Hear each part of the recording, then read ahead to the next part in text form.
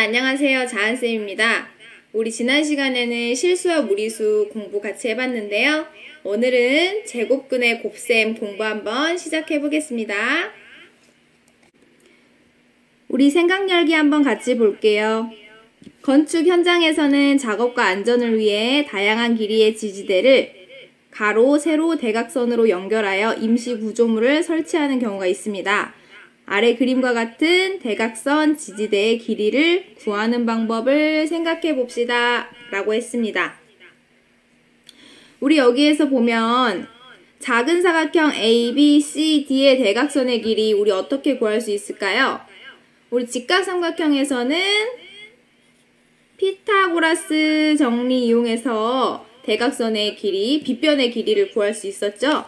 그래서 1제곱 더하기 2제곱은 대각선 길이의 제곱이 나오겠습니다. 계산해보면 1 더하기 4는 5. 그래서 대각선 AC의 제곱은 5가 나오겠죠?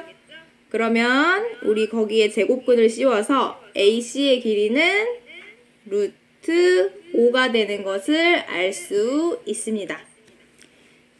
그래서 우리 활동 1번에서 보면 그림 1번에 대각선 지지대 AC의 길이를 구하라고 했거든요. 그래서 여기는 루트 5라고 구할 수가 있겠죠. 그 다음에 2번 닮은 비를 이용하여 그림 2의 대각선 지지대 EG의 길이를 구하여라 라고 했습니다. 근데 왼쪽에 있는 작은 사각형과 오른쪽에 있는 큰 사각형 두 크기를 비교를 해보게 된다면 가로 길이 2배, 세로 길이도 2배, 그렇다면 대각선의 길이도 마찬가지로 2배가 되는 걸 알 수 있겠죠?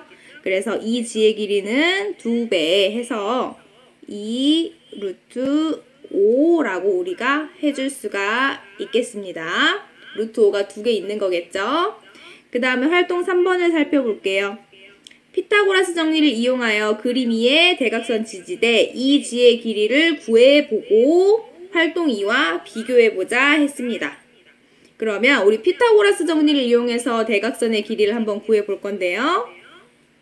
빗변이 아닌 다른 두 변의 길이를 제곱해 보겠습니다. 2, 2, 4 더하기 4, 4, 16은 20. 이게 대각선 EG 길이의 제곱이니까 EG의 길이는 여기에다가 루트를 씌워서 루트 20이라고 해줄 수 있겠죠? 그럼 활동 3번에다가 우리가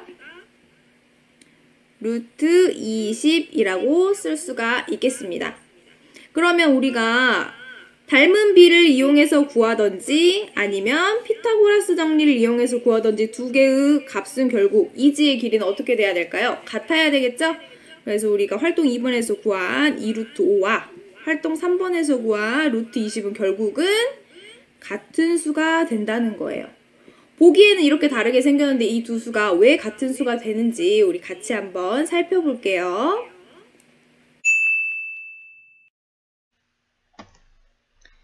생각 1번.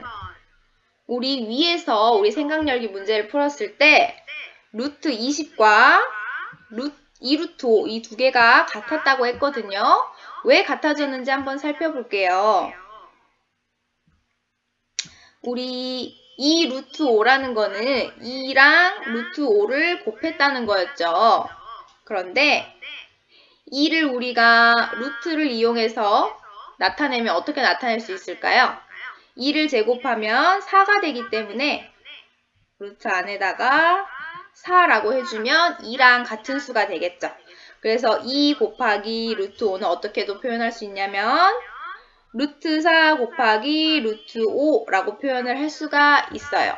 그런데 우리는 앞으로 이렇게 무리수 두 개를 곱하게 되면 어떻게 계산을 해줄 거냐면 똑같은 무리수인 루트가 두 개가 있으니까 루트를 한 번만 쓰고 그 안에다가 숫자끼리만 곱해줄 거예요. 4랑 5를 곱하면 루트 20이 되겠죠. 그러면 우리가 조금 전에 구했던 3번에서 구했던 루트 20과 같아지는 겁니다.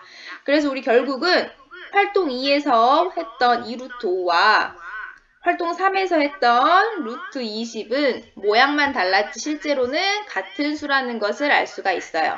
그래서 우리가 앞으로 곱하기를 계산을 할 때에는 조금 전에 했던 것처럼 루트 4 곱하기 루트 5는 루트를 하나만 쓰고 그 안에다가 숫자끼리만 곱해서 루트 20 이와 같이 표현할 수 있겠습니다.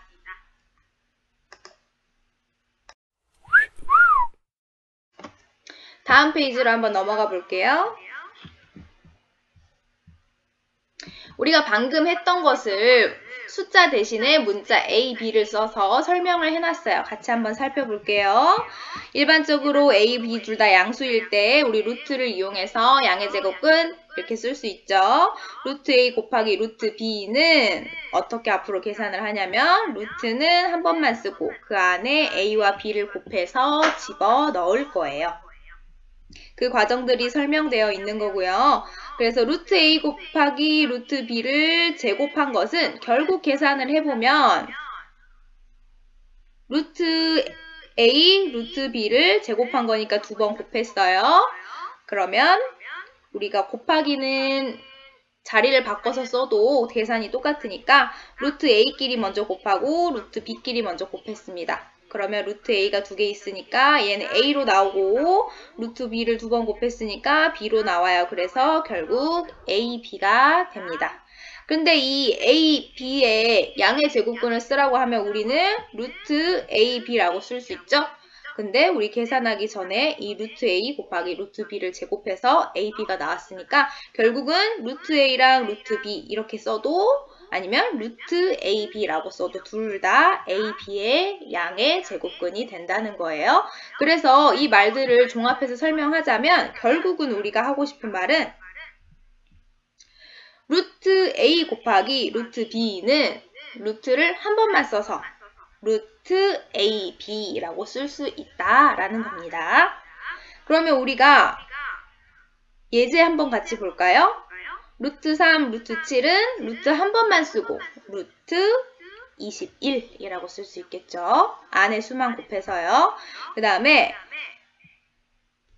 루트 3분의 2 곱하기 루트 8분의 3 이것도 루트를 한 번만 쓸 거예요. 루트 한 번만 쓰고 숫자끼리 곱하면 3과 3이 약분되고 2와 8이 약분돼서 4분의 1만 남겠죠. 그래서 루트 안에 4분의 1만 남아요.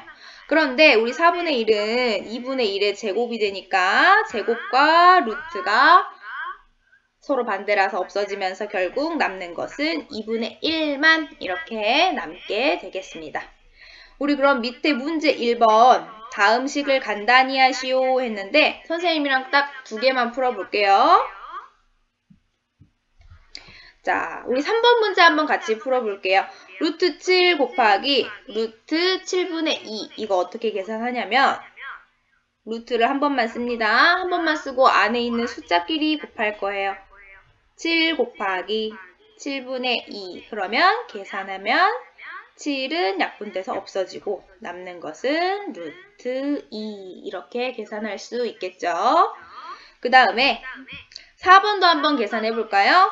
루트가 두 개가 있어요. 그럼 루트를 한 번만 쓸 거예요. 한 번만 쓰고 안에 숫자는 계산해 줄 거예요. 7분의 27 곱하기 9분의 14 그러면 7과 14가 약분돼서 2만 남고 9와 27이 약분돼서 3이 남죠. 그러면은 루트 안에 있는 3과 2만 계산돼서 루트 6 이렇게 우리가 구해줄 수 있겠습니다.